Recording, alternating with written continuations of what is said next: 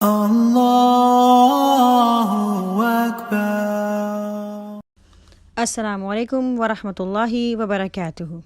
اگر کوئی آپ سے کہے کہ قیامت کے دن خوش نصیب لوگوں کے نامہ اعمال ان کے سیدھے ہاتھ میں دیے جائیں گے اور بد نصیبوں کے نامہ اعمال ان کے الٹے ہاتھ میں دیے جائیں گے، تو آپ فوراً سوچیں گے کہ وہ خوش نصیبی اور بد نصیبی کیا ہے۔ لیکن ساتھ ہی میں کوئی آپ کو یہ بھی کہے کہ انسان اتنا غافل ہے کہ وہ پوری زندگی گزار بھی رہا ہے لیکن اس چیز کی طرف توجہ ہی نہیں کر رہا کہ اصل خوش نصیبی اور بد نصیبی کا دار و مدار کس کے اوپر ہے۔ قرآن کریم کی سورہ انشقاق سورہ نمبر 84 صرف 25 آیات پر مشتمل ہے، اور اس صورت میں اللہ سبحانہ و تعالی نے مجھے اور آپ کو اسی بات کی خبر دی ہے۔ ترمذی کی حدیث ہے، رسول اکرم صلی اللہ علیہ وآلہ وسلم نے فرمایا، جو شخص مناظر قیامت دیکھنا چاہتا ہے اسے سورہ تکویر، انفطار اور انشقاق کا مطالعہ کرنا چاہیے۔ سورہ انشقاق میں اللہ سبحانہ و تعالی نے قیامت کے احوال مختصراً بیان کیے ہیں، حساب کتاب اور نیک و بد کے جزا و سزا کا منظر سامنے رکھا ہے۔ پھر غافل انسان کو خود اس کی ذات اور اس کے اطراف اور اس کے حالات میں غور کرنے اور ان سے ایمان باللہ اور قرآن تک پہنچنے کی ہدایت کی ہے۔ آسمان پھٹ جائے گا، زمین خالی ہو جائے گی، عدالت لگا دی جائے گی، اعمال نامے ہاتھوں میں آ جائیں گے، تو ذہن میں کیا آتا ہے؟ قیامت کا دن۔ لیکن صرف دن ہی نہیں، ذہن میں فوراً یہ بھی خیال آنا چاہیے کہ اس سے پہلے زندگی کیسے گزری اور اس کے بعد زندگی کیسے گزرے گی۔ دنیا میں دو ہی کردار پائے جاتے ہیں، اچھے یا برے۔ ہاں، اگر تیسرا موجود ہے آتا تو وہ ایمان کے دائرے میں ہی ہے، لیکن وہ سب سے بدتر ہے اور وہ ہے منافقت کا۔ سورہ انشقاق میں اللہ سبحانہ و تعالی نے خوش نصیب اور بد نصیب افراد کی زندگی اور ان کے انجام کا ذکر کیا ہے۔ اللہ سبحانہ و تعالی فرماتے ہیں، اذا السماء انشقت، جب آسمان پھٹ جائے گا اور اپنے رب کے فرمان کی تعمیل کرے گا، اور اس کے لیے حق بھی یہی ہے، اور جب زمین پھیلا دی جائے گی، یعنی جو کچھ زمین کے پیٹ میں ہے، چاہے وہ خزانے ہوں یا انسان کے مردہ جسم،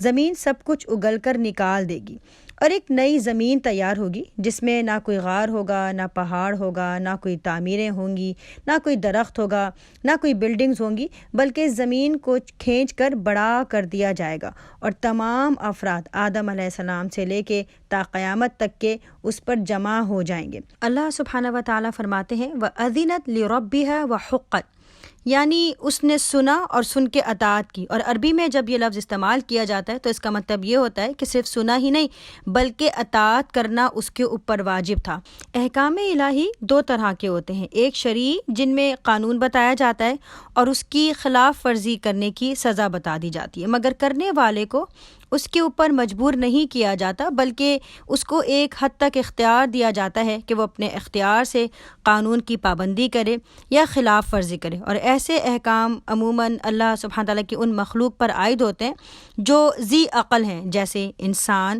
اور جن، اور یہیں سے انسان اور جنوں میں مومن، کافر، طاعت شعار اور نافرمان کی دو قسمیں پیدا ہوتی ہیں۔ دوسری قسم کے احکام تقدیری احکام ہیں، ان کا نفاذ جبر سے ہوتا ہے، کسی کی مجال نہیں کہ وہ ان کی خلاف ورزی کر سکے، ان احکام کی تعمیل ہر مخلوق کے اوپر جبراً کر دی جاتی ہے۔ اس میں بھی انسان اور جن کسی حد تک داخل ہیں، مثلاً ہمارا بھوک، پیاس، سونا، اٹھنا، زندگی گزارنا، یہ سب ہم پر جبراً لازم ہے۔ سورج، چاند، ستارے، ہوا، پانی، بارش، بادل، یہ سب اللہ سبحانہ و تعالیٰ کے تقدیری احکامات کے تحت ہی کام کر رہے ہیں۔ اذنت لربها وحقت کے معنی بھی یہی ہیں کہ زمین بلا جو چرا اپنے رب کے حکم کی تعمیل کرے گی۔ اللہ سبحانہ و تعالیٰ فرماتے ہیں، وَإِذَا الْأَرْضُ مُدَّتْ، مدت مدہ کے معنی کسی چیز کو لمبائی میں کھینچ کر پھیلانا اور اسے لمبا کر دینا ہے، جیسے اللہ سبحانہ و تعالیٰ سایوں کو،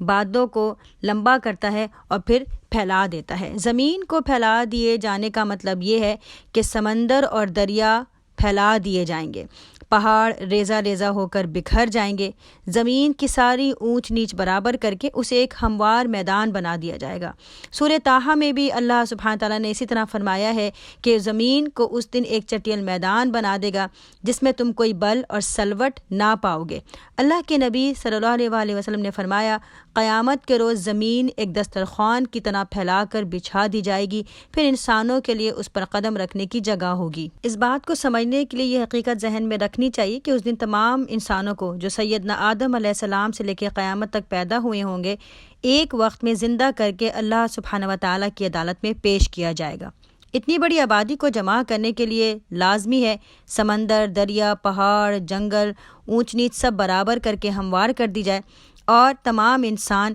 ایک میدان میں اپنے رب کے آگے کھڑے ہونے کی جگہ پا سکیں۔ اللہ سبحانہ و تعالیٰ فرماتے ہیں آیت نمبر 4 میں وَأَلْقَتْ مَا فِيهَا وَتَخَلَّتْ، اور جو کچھ اس کے اندر ہے اسے باہر پھینک کر خالی ہو جائے گی، جتنے مردے اس میں موجود ہیں، جتنے ذرات اس زمین کے اندر ہیں وہ سب نکال کر باہر کر دے گی اور اس کی سطح پہ لے آئے گی۔ اسی طرح معدنیات، تیل کے چشمے، گیسیں، خزانے، جتنی بھی چیزیں اس زمین میں موجود ہیں وہ سب اگل کر باہر کر دے گی۔ اسی طرح علماء ہمیں یہ بات بھی سمجھاتے ہیں کہ وہ اعمال جو انسان نے اس زمین کے اوپر کیے ہوں گے، جو اس کے اندر جمع ہوں گے، وہ سب اس وقت شہادت کے طور پہ سامنے آ جائیں گے اور کوئی چیز چھپی دبی نہ رہ جائے گی۔ آیت نمبر 6 میں اللہ سبحانہ و تعالیٰ فرماتے ہیں یا ایھا الانسان انک کادح الی ربک کدحا فملاقی، اے انسان تو کشا کشا اپنے رب کی طرف چلا جا رہا ہے۔ آیت میں لفظ استعمال ہوا ہے کدحن۔ کدحا کے معنی کام میں بہت محنت کرنا، تکلیفیں سہ سہ کر کام کرنا، بے انتہا مشقت کرنا۔ یہ دنیا اصل میں انسان کے لیے مشقتوں کا گھر ہے، یا یوں سمجھیں کہ یہ دنیا دارالامتحان ہے۔ اس حقیقت کو اللہ سبحانہ و تعالیٰ نے سورہ بلد میں یوں فرمایا لَقَدْ خَلَقْنَا الْإِنسَانَ فِي كَبَدٍ، کہ انسان تو پیدا ہی مشقت میں کیا گیا ہے، یعنی مشقتیں برداشت کرنا، دکھ اٹھانا، سختیاں جھیلنا، یہ سب انسان کا مقدر ہے اور کسی کو اس سے فرار نہیں ہے۔ مزدور ہے تو وہ صبح سے شام تک جسمانی سختیاں سہ رہا ہے، کاروبار کا مالک ہے تو اپنے کاروبار کو چلانے کے لیے اپنی دن رات کھپا رہا ہے، کوئی آفس کی کرسی پہ بیٹھا ہے تو اپنی ذہنی مشقت کی چکی میں پس رہا ہے، پھر اپنے گھر والوں میں بیماریاں، آمدنی کے مسائل، معاشرتی الجھنیں، مال کی حفاظت، جان کی حفاظت، بے انتہا فکریں اس کے دماغ پہ ہر وقت حاوی ہیں۔ دوسروں سے مقابلے کا غم اس کے علاوہ ہے جو ہر انسان نے اپنے دل اور دماغ میں کسی نہ کسی سطح پر ضرور پال رکھا ہے، چاہے وہ گاڑیوں کا مقابلہ ہو، گھر کی سجاوٹ کا مقابلہ ہو، کپڑوں کی نمائش کا مقابلہ ہو یا زیورات کا مقابلہ ہو۔ غرض مشقت، تکلیف یا غم کی نوعیت تو مختلف ہو سکتی ہے، مگر کوئی انسان ایسا نہیں جو کسی نہ کسی دکھ، پریشانی یا مشقت میں مبتلا نہ ہو۔ ان مشقتوں، تکلیفوں اور پریشانیوں کا سامنا انسان کو روز اول سے ہے اور رہتی دنیا تک رہے گا۔ ان تمام مشقتوں اور مصیبتوں میں گھری زندگی کی یہ سختیاں اور پریشانیاں اپنی جگہ، لیکن انسان کا اصل مسئلہ اس سے کہیں زیادہ پریشان کن ہے، اور وہ مسئلہ ہے، ابراہیم ذوق کہتے ہیں، اب تو گھبرا کے یہ کہتے ہیں کہ مر جائیں گے، مر کے بھی چین نہ پایا تو کدھر جائیں گے۔ انسان کی آخرت کی زندگی کے حساب کو تصور کریں اور پھر اس کا مقابلہ جانوروں کی زندگی سے کریں۔ ایک جانور اپنی زندگی میں کتنی بھی مشقتیں اٹھائے، بہرحال اس کی زندگی ختم ہو جانی ہے۔ اس کے مقابلے میں ایک انسان جو زندگی بھر پریشانیاں، غم اور مشکلات کا سامنا بھی کرتا ہے، لیکن جب وہ مرے گا تو مرنے کے بعد اپنے رب کے سامنے کھڑا ہوگا اور اس کو اپنی زندگی کے ایک ایک پل کا حساب دینا ہوگا۔ اللہ کے نبی صلی اللہ علیہ وآلہ وسلم نے فرمایا،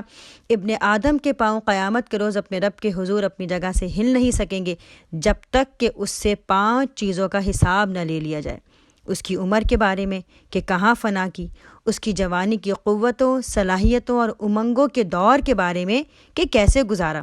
مال کہاں سے کمایا اور کہاں خرچ کیا، حلال طریقے سے کمایا یا حرام طریقے سے، اور پھر اس کو فضول خرچیوں میں خرچ کیا یا اس سے لوگوں کے حقوق ادا کیے، اور جو علم حاصل ہوا تھا اس پر کتنا عمل کیا۔ یعنی دنیا میں مشقت بھی سہو، جسمانی، ذہنی اور نفسیاتی ٹینشنیں بھی برداشت کرو، مال، جان اور اولاد سے متعلق رنگا رنگ کے صدمے بھی جھیلو، زندگی بھر کانٹوں پر لوٹتے رہو، اور پھر مرنے کے بعد ایک ایسی ہستی کے سامنے کھڑے ہو کر پل پل کا حساب بھی تو جس سے ہمارے دل اور دماغ کی گہرائیوں میں پیدا ہونے والے جذبات اور خیالات بھی پوشیدہ نہیں۔ یہ ہے انسان کی اصل ٹریجڈی۔ یہ مرحلہ ایک انسان کے لیے ایسا مشکل ہے کہ اسے یاد کر کے حضرت ابو بکر صدیق رضی اللہ عنہ اکثر رویا کرتے تھے اور کہا کرتے تھے، کاش میں ایک چڑیا ہوتا۔ اس آیت میں اِلیٰ ربک کدحًا فملاقی، اللہ سبحانہ و تعالیٰ نے انسان کو خطاب کر کے اس غور و فکر کی راہ دکھائی ہے کہ اگر اس میں تھوڑا بھی عقل و شعور ہو تو وہ اپنی جد و جہد کا رخ، اپنی مشقتوں کا رخ صحیح سمت کی طرف پھیر سکتا ہے، جو اس کو دین اور دنیا میں سلامتی اور عافیت کی ضمانت دے سکتے ہیں۔ انسانی زندگی پر غور کیا جائے تو اچھے اور برے انسان سبھی اپنی زندگیاں گزار لیتے ہیں، لیکن دونوں کے انجام میں زمین اور آسمان کا فرق ہوتا ہے۔ ایک کے نتیجے میں ہمیشہ کی راحت ہوتی ہے اور دوسرے کے نتیجے میں ہمیشہ کی مصیبت اور عذاب۔ پھر کیوں نہ انسان اس انجام کو آج ہی سوچ سمجھ کر اپنی زندگی کی تمام مشقتوں کا رخ اس طرف پھیر دے جو دنیا میں بھی اس کی ضرورتوں کو پورا کرے اور آخرت میں بھی اس کو ہمیشہ کی نعمتیں حاصل کروا سکے۔ آگے آیت نمبر 7 میں اللہ سبحانہ و تعالیٰ فرماتے ہیں فَأَمَّا مَنْ أُوتِيَ كِتَابَهُ بِيَمِينِهِ، پھر جس کا نامہ اعمال اس کے سیدھے ہاتھ میں دیا گیا، فَسَوْفَ يُحَاسَبُ حِسَابًا يَسِيرًا، اس سے ہلکا حساب لیا جائے گا اور وہ اپنے لوگوں کی طرف خوش خوش پلٹے گا، یعنی اس سے سخت حساب کتاب نہیں کیا جائے گا۔ اس سے یہ نہیں پوچھا جائے گا کہ فلاں کام کیوں کیا تھا اور ان کاموں کے لیے تمہارے پاس کیا عذر ہے۔ اس کی بھلائیوں کے ساتھ اس کی برائیاں بھی اس کے نامہ اعمال میں موجود ضرور ہوں گی، مگر بس یہ دیکھ کر بھلائیوں کا پلڑا برائیوں سے بھاری ہے، اس کے قصوروں سے درگزر کیا جائے گا اور اسے معاف کر دیا جائے گا۔ اس کی وضاحت حضرت عائشہ رضی اللہ عنہا کی روایت کردہ بخاری اور مسلم کی حدیث میں آئی ہے۔ حضرت عائشہ رضی اللہ عنہا بیان کرتی ہیں کہ رسول اکرم صلی اللہ علیہ وسلم نے ارشاد فرمایا من حوسب یوم القیامت عذب، قیامت کے روز جس کا حساب لیا جائے گا اسے تو ضرور عذاب دیا جائے گا۔ اس پر میں نے عرض کیا کہ اللہ تعالیٰ نے یہ نہیں فرمایا فَسَوْفَ يُحَاسَبُ حِسَابًا يَسِيرًا، تو آپ صلی اللہ علیہ وسلم نے ارشاد فرمایا یہ حساب نہیں ہوگا، یہ تو محض اعمال نامہ پیش کیا جانا ہوگا۔ روز قیامت جس کے حساب کی جانچ پڑتال کی گئی اسے تو ضرور عذاب دیا جائے گا۔ اس کے بعد اللہ سبحانہ و تعالیٰ فرماتے ہیں اور جس کا نامہ اعمال اس کے پیٹھ کے پیچھے دیا جائے گا تو وہ موت کو پکارے گا اور بھڑکتی ہوئی آگ میں جا پڑے گا۔ سورہ حاقہ میں اللہ سبحانہ تعالیٰ نے فرمایا جس کا نامہ اعمال اس کے بائیں ہاتھ میں دیا جائے گا، اور یہاں اللہ سبحانہ تعالیٰ فرماتے ہیں کہ اس کا نامہ اعمال اس کی پیٹھ کے پیچھے سے دیا جائے گا۔ بات ہی سمجھ میں آتی ہے کہ وہ شخص پہلے ہی اتنا مایوس ہو چکا ہوگا جب اس کا نامہ اعمال اس کے سیدھے ہاتھ میں نہیں ملے گا، اس لیے کہ وہ اپنے خود حرکتوں سے واقف ہوگا، اسے یقین ہوگا کہ میرا نامہ اعمال میرے الٹے ہاتھ میں ملنے والا ہے۔ لیکن جب تمام انسانوں کے سامنے وہ نامہ اعمال اس کے ہاتھ میں دیا جائے گا تو وہ شرمندگی سے اپنے ہاتھ کو پیچھے کر لے گا۔ بعض علماء یہ بھی کہتے ہیں کہ وہ اللہ سبحانہ و تعالیٰ کی عدالت میں مجرموں کی طرح پیش ہوگا، تو ہو سکتا ہے کہ اس کے ہاتھ ہتھکڑیوں میں بندھے ہوئے ہوں اور وہ نامہ اعمال کو اپنے سیدھے ہاتھ میں لینے کے لیے ہاتھ بڑھا ہی نہ سکے۔ اس کے بعد وہ تمنا کرے گا کہ کاش وہ پھر مر کر مٹی ہو جائے اور عذاب سے بچ جائے، اتنا مایوس ہوگا کہ خود اپنی موت کو پکار رہا ہوگا۔ اللہ سبحانہ و تعالیٰ فرماتے ہیں اِنَّهُ كَانَ فِي أَهْلِهِ مَسْرُورًا، وہ اپنے گھر والوں میں مگن تھا۔ ان آیات میں اللہ سبحانہ و تعالیٰ نے دو کرداروں کا نقشہ دکھایا ہے۔ ایک تو کردار اس بندے کا ہے جو دنیا کی زندگی آخرت کے لیے گزار رہا ہے، اس کے اعصاب پر آخرت کے حساب کتاب کا خوف ہر وقت مسلط ہے، اور اس کی عکاسی اللہ سبحانہ تعالیٰ نے سورہ طور میں اس طرح سے فرمائی ہے قالوا انا كنا قبل فی اہلنا مشفقین، وہ کہیں گے کہ ہم پہلے دنیا میں اپنے اہل و عیال میں ڈرتے ہوئے زندگی بسر کرتے تھے، یعنی ہر وقت انہیں یہ خوف لاحق رہتا تھا کہ کہیں بال بچوں کی محبت میں گرفتار ہو کر ہم ان کی دنیا بنانے کے لیے اپنی آخرت برباد نہ کر لیں۔ دوسرا کردار اس شخص کا تھا کہ جو اس دنیا میں اپنی گھر والوں میں چین کی بنسی بجا رہا تھا، بال بچوں کو خوب عیش کرا رہا تھا، خواہ وہ کتنی ہی حرام خوریاں کرے، کتنے ہی لوگوں کا حق مارے، اسے اس سے غرض نہیں تھی، وہ صرف دنیا کا بندہ بن کے اللہ کی باندھی ہوئی حدوں کو پامال کر رہا تھا، یعنی کیئر فری زندگی گزار رہا تھا۔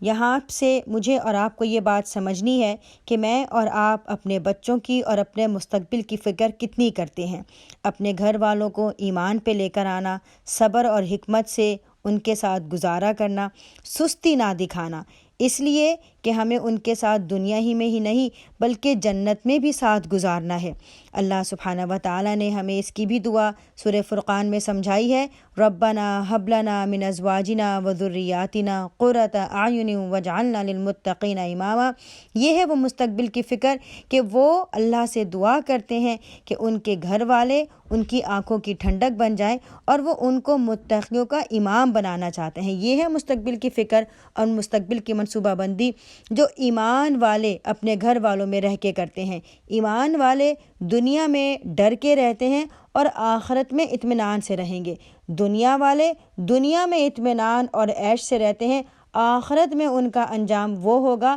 کہ وہ خود اپنی موت کو پکاریں گے اور اللہ سبحانہ و تعالیٰ ان کو اٹھا کے آگ میں پھینک دے گا۔ ان آیات میں ایک اہم لفظ قابل ذکر ہے اہل ہی۔ اہل میں اہل و عیال، رشتہ دار اور ساتھی، فرینڈز سبھی شامل ہیں۔ مجھے اور آپ کو یہ بھی دیکھنا ہوگا کہ ہم کس طرح کے لوگوں کے ساتھ اپنی زندگی بسر کرنا چاہتے ہیں۔ اللہ سبحانہ و تعالیٰ فرماتے ہیں اِنَّهُ ظَنَّ أَن لَّن يَحُورَ، اس نے سمجھا تھا کہ اسے کبھی پلٹنا نہیں ہے۔ بلا ان ربہ کان بہ بصیرا، پلٹنا کیسے نہ تھا، اس کا رب اسے خوب دیکھ رہا تھا۔ آیت میں لفظ استعمال ہوا ہے یحور، ہار کے معنی ہے گھوم پھر کر اسی جگہ واپس آنا جہاں سے چلا تھا، یعنی گھومنا اور پھر اس کے بعد رجوع کر لینا۔ وہ شخص جو دنیا کی زندگی میں اپنے گھر والوں میں مگن تھا، وہ یہ بھول ہی گیا تھا کہ ان تمام مصروفیات کے بعد بالآخر گھوم پھر کے اس کو اپنے رب کے پاس ہی پہنچنا ہے، اور وہ رب جو اس کے تمام حرکتوں کو غور سے دیکھ رہا ہے، اس کی پیدائش سے لے کے موت تک اس نے جو کچھ بھی کیا ہے، روح کہاں سے آئی، بدن کس چیز سے بنا، کون سے اعمال کیے، روح کہاں گئی، اللہ سبحانہ و تعالیٰ کی نگاہ میں سب کچھ تھا۔ اور یہ بات اللہ کی حکمت اور اس کے انصاف کے خلاف تھی کہ جو اعمال وہ زندگی میں کر کے آیا ہے، اللہ سبحانہ و تعالیٰ ان کو نظر انداز کر دیتا اور ان کے اوپر اس کی پکڑ نہ کرتا۔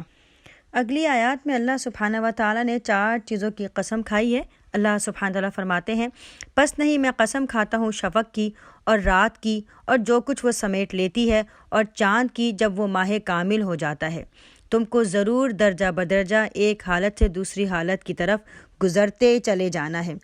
ان 4 چیزوں کے اوپر قسم کھانے کے بعد اللہ سبحانہ تعالیٰ نے انسان کو پھر اسی چیز کی طرف متوجہ کیا ہے جس کا پہلے ذکر ہو چکا ہے، اِنَّكَ كَادِحٌ إِلَىٰ رَبِّكَ كَدْحًا فَمُلَاقِيهِ، کہ تو اپنے رب کی طرف کشا کشا بڑھتا چلا جا رہا ہے۔ اگر ہم ان 4 چیزوں کی اوپر غور کریں تو یہ وہی چیزیں ہیں جن کو اپنی ایک حالت پر قرار نہیں ہے، اور اسی طرح انسان کی اپنی زندگی بھی ایک حالت پر رہنے والی نہیں ہے۔ جوانی سے بڑھاپا، بڑھاپے سے موت، موت سے برزخ، برزخ سے دوبارہ زندگی سے میدان حشر، اور پھر حساب و کتاب، اور پھر جزا اور سزا کی بے شمار منزلیں۔ گنا جائے تو یہ 7 منزلیں ہیں جو کہ ہر انسان نے گزارنی ہے۔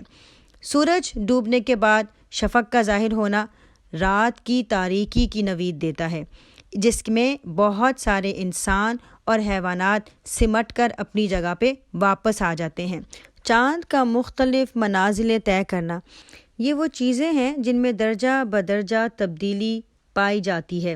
انسان کی زندگی کو ہم دیکھیں تو چھوٹی عمر سے لے کے جب انسان بڑا ہوتا ہے تو پہلے اس کے لیے کھیل کود ہی اس کا مشغلہ ہوتا ہے، جب ہوش آتا ہے، شعور آتا ہے تو پھر تعلیم و تربیت کے شکنجے میں پھنس جاتا ہے، جوان ہوتا ہے تو پھر کمائی کے شکنجے میں پھنس جاتا ہے، پھر اس کے بعد نکاح، شادی، اولاد، دن رات اس کے یہ سب مشغلے بن جاتے ہیں۔ پھر جب یہ دور ختم ہونے لگتا ہے تو پھر ضعف اور بیماریاں اس کے پاس آ جاتی ہیں، اور پھر بڑھاپا اس تک پہنچ جاتا ہے، یہاں تک کہ وہ اپنی آخری منزل قبر تک پہنچ جاتا ہے۔ یہ تمام چیزیں میرے اور آپ کے سامنے اللہ سبحانہ تعالیٰ نے رکھی ہیں، اور مجھے اور آپ کو یہ بات سمجھائی ہے کہ یہ زندگی ایک مسلسل بدلنے کا نام ہے۔ اصل اس کی جو انتہا ہے وہ رب کے پاس ہی ہوگی، اور اس کے بارے میں اللہ سبحانہ تعالیٰ نے قرآن میں مختلف مقامات پہ فرمایا ان الی ربک الرجعی الی ربک المنتہی کادح الی ربک۔